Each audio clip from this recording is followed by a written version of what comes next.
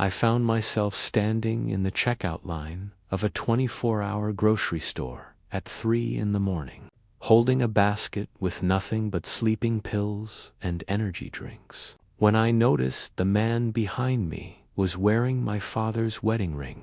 I know this sounds impossible, but I would recognize that ring anywhere, a thick gold band with a distinctive scratch across the surface that formed an almost perfect L. The result of my father catching it on a fence when I was 7 years old. I watched him do it. I watched him curse and examine the damage and decide to keep wearing it anyway because, he said, every scar tells a story. My father was buried with that ring 6 months ago. I should know. I was the one who made sure the funeral director placed it on his finger before they closed the casket. The man wearing it now was nothing like my father. He was younger, maybe 30, with hollow cheeks and eyes that seemed to focus on something just past whatever he was looking at. He caught me staring at his hand and smiled. Not friendly, not unfriendly, just a smile that suggested he knew exactly what I was thinking. I wanted to say something, wanted to grab his hand and demand to know where he got that ring. But my throat had closed up and my hands were shaking so badly I nearly dropped my basket. He leaned forward slightly and said, in a voice that sounded like it was coming from the bottom of a well, "Your father says hello." Then he turned and walked out of the store, leaving his own basket of items abandoned in the line. I stood there, frozen, until the cashier asked if I was okay. And when I finally managed to pay and stumble outside, the parking lot was empty except for my car. I drove home in a daze, and when I got there, I did something I hadn't done since the funeral. I opened the box of my father's belongings that my mother had given me, the small collection of items he'd kept in his nightstand. His watch was there. His reading glasses were there.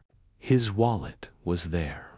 But I noticed something I hadn't noticed before. Tucked into the wallet's billfold was a photograph I'd never seen, creased and faded, showing my father as a young man standing next to someone who had been carefully cut out of the picture. Just a shoulder and a hand remained visible, and on one finger of that hand I could see the edge of what looked like a gold ring. On the back of the photograph, in handwriting I didn't recognize, someone had written, "The debt passes down." I didn't sleep that night. I sat at my kitchen table and searched through every document my father had left behind, every bank statement and letter and receipt, looking for something that would explain what I'd seen. In a folder of old tax returns, I found a series of canceled checks, all made out to cash, all for exactly $300, dated the 15th of every month going back 20 years. There was no memo line filled in, no indication of what they were for. I called my mother in the morning and asked her about the checks. There was a long silence on the line, and then she said, very quietly, "He made me promise never to talk about it." But I pressed her, and finally she told me that my father had an arrangement with someone, that when his own father died, my father had inherited not just debts in the normal sense, but an obligation, something his father had agreed to long before my father was born. She didn't know the details because my father refused to discuss it, but once, early in their marriage, she'd asked him why he looked so relieved at the start of every month after he'd written those checks, and he'd said, "Because it means I get another month." "Another month of what?" she'd asked, and he'd just shaken his head. The checks had stopped 6 months ago, right before my father died. I went back to that grocery store the next night at the same time, and the night after that, and the night after that, but the man never appeared again. What did appear on the fourth night was a letter in my mailbox with no stamp and no return address.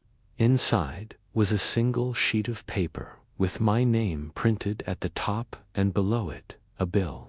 Outstanding balance, $72,000, monthly payment, $300, payment due 15th of each month.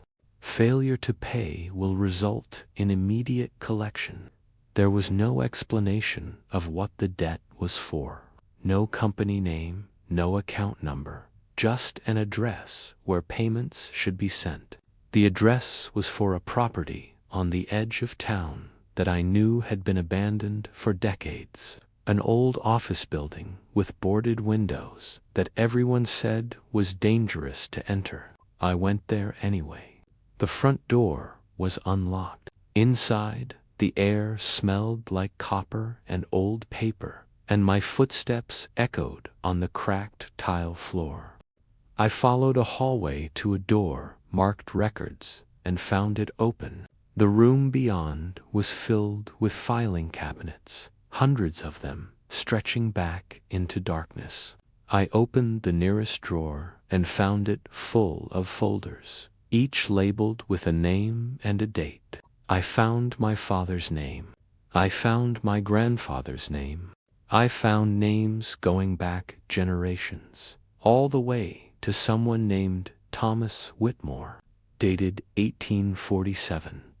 Each file contained the same thing, a contract, handwritten on yellowing paper, promising to pay a certain sum in exchange for continued existence and prosperity, with terms that would bind all inheritors of blood. At the bottom of Thomas Whitmore's contract was a signature. That wasn't Thomas Whitmore's name, but a symbol, something that hurt to look at directly, that seemed to shift and writhe on the page. I heard footsteps behind me and turned to see not one person, but many, maybe a dozen, all standing in the doorway, all watching me with those same hollow eyes I'd seen in the grocery store. The one wearing my father's ring stepped forward and said, "You can choose to pay like he did, or you can choose to settle the debt another way. But the debt will be settled. That's the contract. That's how it's always been."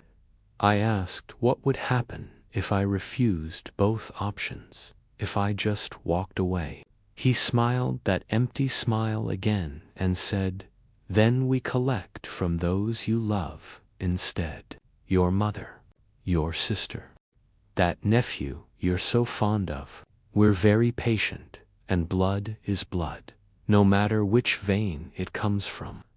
I've been paying $300 on the 15th of every month for 6 months now. I drive to that abandoned building. I go to that records room, and I leave an envelope of cash in the filing cabinet drawer with my name on it. The money is always gone by the next day. I've tried to research the symbol at the bottom of that contract, tried to find some way to break whatever agreement my ancestor made almost 200 years ago. But every book I consult either has the relevant pages torn out or leads me to another dead end. I've thought about going to the police, but what would I tell them? That I'm being haunted by debt collectors for a supernatural contract, that I saw my dead father's ring on a stranger's hand. I've thought about running, just disappearing and starting over somewhere far away. But then I think about my mother, about my sister, about my nephew who just turned 6 and still believes the world is a good and safe place. I think about that man saying blood is blood, and I know that running would only spread the curse wider. So I pay, and I wait, and sometimes, late at night, I do the math in my head, calculating how long it would take to pay off $72,000 at $300 a month.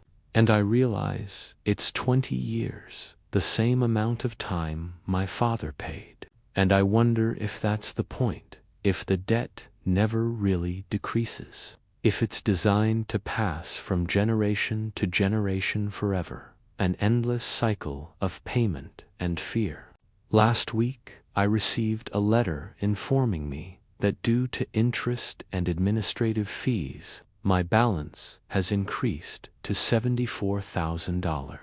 Yesterday, I saw the man with my father's ring standing across the street from my house, just watching. And when I checked my mailbox, I found a photograph inside, recent, showing my nephew at his school playground. No message, just the photograph. Tomorrow is the 15th, and I'll make my payment like I always do. And maybe I'll have another month, another year, another decade. But eventually, my time will run out like my father's did. And then this will all become someone else's problem, someone else's nightmare.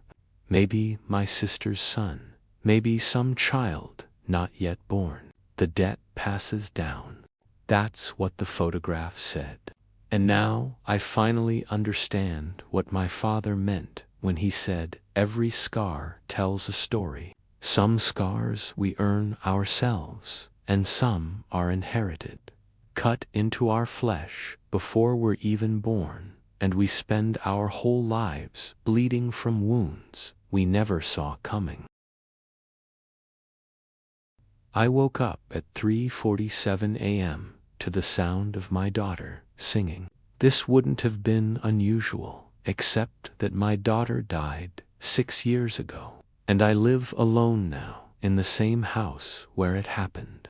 The singing was coming from her old bedroom at the end of the hall, that room I'd kept locked since the funeral, unable to go through her things, unable to face the emptiness. I sat up in bed, my heart hammering against my ribs, telling myself it was a dream, that I was still asleep. But the singing continued, soft and melodic, the same lullaby my wife used to sing to her before bedtime. My wife left me 2 years after we buried our daughter, said she couldn't look at me anymore without seeing what I'd done, or rather, what I hadn't done. The singing grew louder, more insistent, and I found myself walking down the hallway, my bare feet cold against the hardwood floor, my hand reaching for the doorknob I hadn't touched in 6 years. The door swung open before I could turn the knob, and the singing stopped abruptly, replaced by a silence so complete it felt like pressure against my eardrums. The room was exactly as we'd left it, stuffed animals arranged on the bed, drawings taped to the walls, her little desk with crayons still scattered across it. But something was wrong.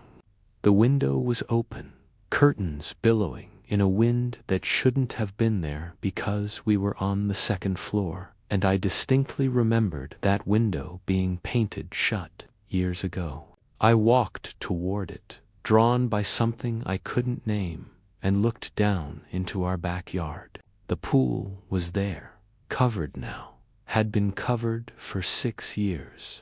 But in the moonlight, I could see the tarp had been pulled back, and the water beneath was perfectly still, perfectly clear, and perfectly impossible, because I'd had the pool drained and filled with concrete 3 days after the accident. I stumbled backward, my mind refusing to process what I was seeing, and that's when I noticed the wet footprints on the carpet. Small footprints leading from the window to where I was standing. They were fresh, water still seeping into the fibers, and they continued past me, out into the hallway, down the stairs. I followed them because what else could I do? Followed them down to the kitchen, where they stopped at the back door, which was standing wide open, the night air rushing in. The footprints continued outside, across the patio, toward the pool that shouldn't have been there, that couldn't have been there. I walked toward it like a man in a trance, and with each step the memories came flooding back, memories I'd tried so hard to bury. That day, 6 years ago, I'd been inside watching television. Told her she could swim, but to stay in the shallow end. Told her I'd check on her in a minute. But minutes turned into an hour, and when I finally went outside, she was floating face down in the deep end, her favorite yellow swimsuit bright against the blue water. The autopsy said she'd been in the water for at least 45 minutes before I found her. 45 minutes while I watched a football game I can't even remember now. I stood at the edge of the pool, looking down at water that reflected the moon and stars, and I saw her down there, suspended in the depths, her eyes open and staring up at me. Not dead, not drowning, just waiting. Her lips moved, forming words I couldn't hear, and her small hand reached upward, fingers grasping for something, for someone, for me. I don't remember deciding to jump in, but suddenly I was in the water, fully clothed, diving down toward her, desperate to reach her this time, to not fail her again. But the pool was deeper than it should have been, deeper than it had ever been, and no matter how hard I swam, she remained just out of reach, her eyes never leaving mine, her lips still forming those silent words. My lungs began to burn, screaming for air, but I kept swimming down, down into darkness that had no bottom. The water grew colder, and I could feel things brushing against me, soft touches that might have been weeds, or might have been something else. I looked up and saw the surface impossibly far above me, a tiny square of moonlight that seemed to be getting smaller. Panic seized me then, true primal terror, and I kicked frantically toward that distant light. But I wasn't moving, wasn't getting any closer, and that's when I felt the small hand close around my ankle. I looked down, and she was there, right there, her grip impossibly strong for a child who'd been dead for 6 years. Her mouth opened and water rushed out, along with words I finally could hear, words that shattered something fundamental in my soul. She said, "You let me die, Daddy. You were supposed to watch me. You promised you'd always keep me safe." I tried to scream, tried to apologize, tried to explain that I was sorry, so sorry, but water filled my mouth and nose and lungs, and I was drowning just like she had drowned, alone and terrified and abandoned by the person who was supposed to protect her. The pressure in my chest was unbearable, my vision darkening at the edges, and I thought, this is it. This is how I die. This is justice. This is what I deserve.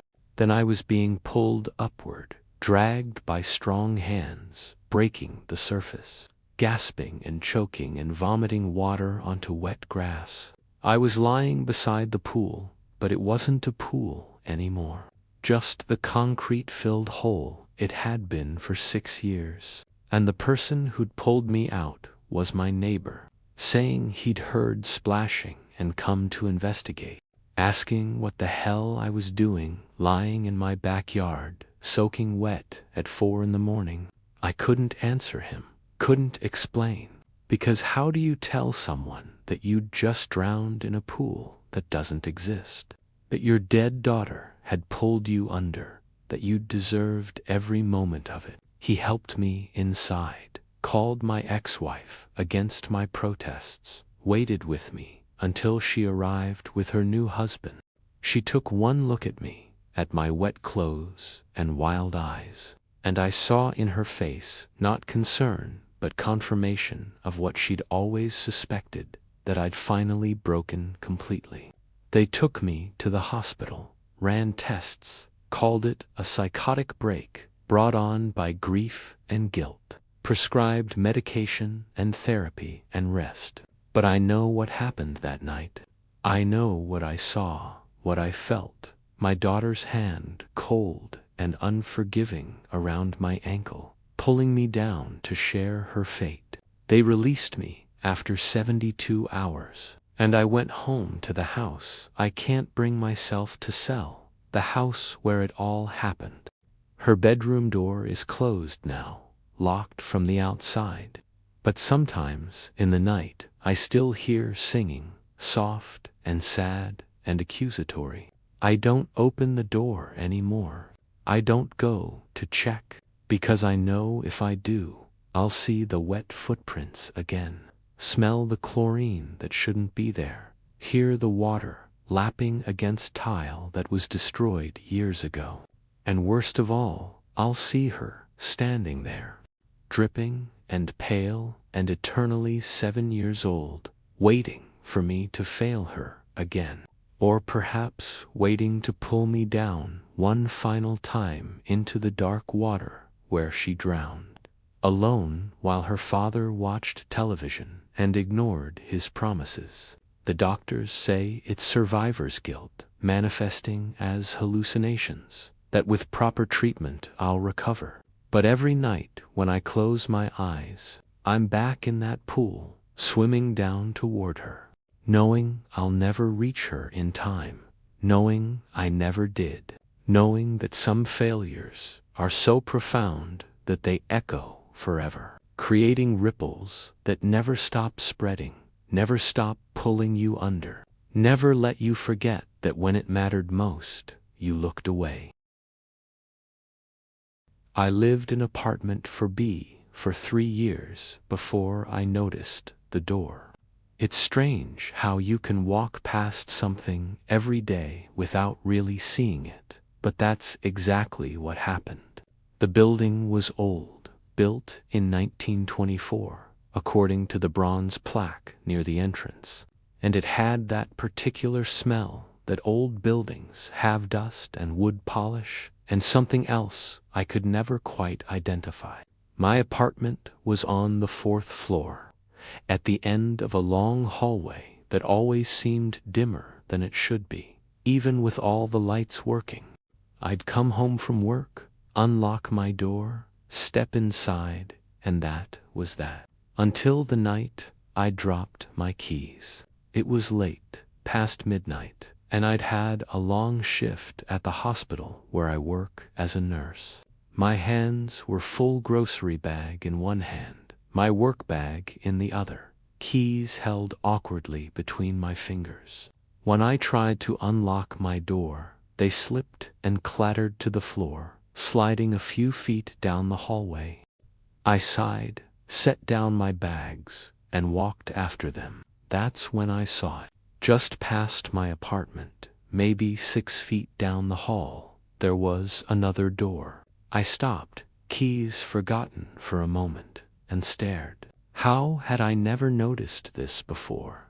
The door was wooden, darker than the others in the building, and it sat slightly recessed into the wall. There was no apartment number on it, no nameplate, nothing. Just a tarnished brass doorknob and a single deadbolt. I stood there for a long moment, feeling foolish. Of course, there was a door there. There had always been a door there. I'd just never paid attention. I retrieved my keys, went into my apartment, and thought nothing more of it. But the next morning, as I left for work, I looked at it again. In the daylight that filtered through the hallway windows, it looked even stranger. The wood was old, much older than the other doors, and there were scratches around the doorknob, deep gouges in the wood, as if someone had tried to claw their way in or out. I knocked, feeling ridiculous, even as I did it. No answer. I tried the doorknob, locked. I went to work, but I couldn't stop thinking about it. During my lunch break, I pulled up the building's floor plan on my phone. I'd had to review it when I signed my lease, and I still had the PDF saved. According to the plan, there was no apartment between mine and the stairwell. The space where that door stood was marked as utility access pipes and electrical, nothing more. That evening, I knocked on my neighbor's door across the hall. Mrs. Chen was elderly, maybe in her 80s, and she'd lived in the building since the 1970s. If anyone would know about that door, it would be her. She opened her door with the chain still latched, peering out at me with sharp, suspicious eyes. When she recognized me, she relaxed slightly and opened the door fully. I asked her about the door. The change in her expression was immediate and unsettling. Her face went completely blank, and she stared at me for several seconds without speaking. Then she said, in a voice that sounded nothing like her usual cheerful tone, that there was no door there. I insisted. I'd seen it, touched the doorknob, knocked on it. She repeated herself, more firmly this time, and then she closed the door in my face. I heard the deadbolt slide home and the chain rattle back into place. For the next week, I tried to forget about it. I walked past the door every day, sometimes forcing myself not to look at it, other times stopping to examine it more closely. The scratches around the doorknob seemed deeper each time I looked. On Friday night, I came home to find a note slipped under my door. It was written in shaky handwriting on a piece of lined paper torn from a notebook. It said, "Stop asking about the door. What's behind it is not for you." There was no signature. I turned the note over in my hands, my heart beating faster. I looked through my peephole into the hallway, empty. I opened my door and looked at the mysterious door down the hall. As I watched, I could have sworn I saw the doorknob turn, just slightly, then stop. I slammed my door and locked it.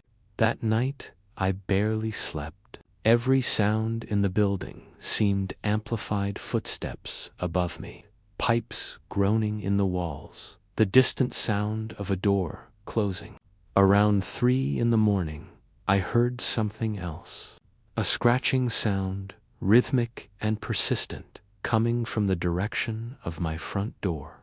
I got out of bed and crept to the peephole. The hallway was dark, the lights must have gone out, but in the faint glow of the emergency exit sign, I could see the door. It was open, just a crack, maybe an inch or two, and something dark was visible in the gap. As I watched, the scratching sound came again, and I realized it was coming from inside that open door.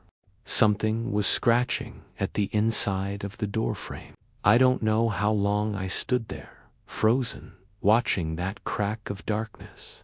Eventually, the scratching stopped. The door slowly swung shut with a soft click. The hallway lights flickered back on. In the morning, I told myself I'd imagined it, that I'd been half asleep, that the door had probably just been ajar all along, and I'd never noticed. But I didn't believe it. I spent the weekend researching the building's history. What I found made everything worse. In 1952, a woman named Eleanor Vance had lived in my apartment. According to old newspaper articles I found in the library's digital archives, she'd disappeared one night in October. Her door had been found unlocked, her dinner still warm on the table, but she was gone. The police investigated, interviewed neighbors, searched the building. Nothing. She was never found. But there was one detail in the articles that made my blood run cold. Several witnesses reported hearing scratching sounds in the walls the night she disappeared, and one neighbor claimed to have seen her walking toward the end of the hallway, toward what he described as a door that shouldn't be there. The case was never solved. Eleanor Vance became just another missing person, forgotten by everyone except perhaps her family, and eventually even they must have moved on. On Monday evening, I came home to find my apartment door open. I always locked it always, but it was standing open, and I could see into my living room from the hallway. My hands shaking, I pulled out my phone and called the police. While I waited for them to arrive, I stood in the hallway, afraid to go inside, afraid to stay where I was. That's when I noticed something that made my stomach drop. The mysterious door at the end of the hall was open to just a crack, the same as it had been that night. And there were scratches on my apartment door now, deep gouges in the wood around the doorknob, identical to the ones on that other door. The police came, searched my apartment, found nothing missing, no signs of forced entry. They suggested I might have forgotten to lock the door, that maybe I should get better locks, consider a security system. They left, and I was alone again. I packed a bag that night and went to stay with a friend. I told her I was having the apartment fumigated, making up a story about a bedbug scare in the building. I couldn't tell her the truth. I'm not sure I even understood the truth myself, but I knew I couldn't stay there. I've been at my friend's place for 2 weeks now. I called my landlord and gave notice. I'll lose my security deposit, but I don't care. I'm not going back, except I have to go back once more to get the rest of my things. I'm going tomorrow, in the afternoon, when the sun is still up and the hallways are bright. I'm bringing my friend with me. I'm going to be quick, grab what I need, and leave. But there's something I need to know first, something I can't stop thinking about. When the police searched my apartment that night, I asked one of the officers about the door at the end of the hall. He looked at me confused and asked what door. One pointed down the hallway. He looked, then looked back at me and said there was nothing there but a wall. I looked again, and he was right. There was no door, just a wall with old, faded wallpaper and a baseboard that didn't quite match the rest of the hallway. But I know what I saw. I know that door was real. And I know that sometime between the police arriving and them leaving, it disappeared. Or maybe it's still there, and only some people can see it. Maybe only people it wants to see it. I'm writing this down because I need someone to know, just in case. In case I go back tomorrow and something happens. In case I disappear like Eleanor Vance did, and someone needs to understand why. Because I'm starting to think that door isn't just a door. It's a choice. And once you see it, once you really notice it, it starts to notice you back. I can hear scratching sounds at night sometimes, even here at my friend's apartment, even though we're on the other side of the city. Soft, persistent, coming from inside the walls. My friend says she doesn't hear anything, that I'm stressed and need to sleep more. Maybe she's right. Or maybe the door has decided, and it doesn't matter where I go. Maybe I've already been chosen, and tomorrow, when I go back for my things, I'll walk down that hallway one last time, and the door will be open, really open, and I'll finally see what's on the other side.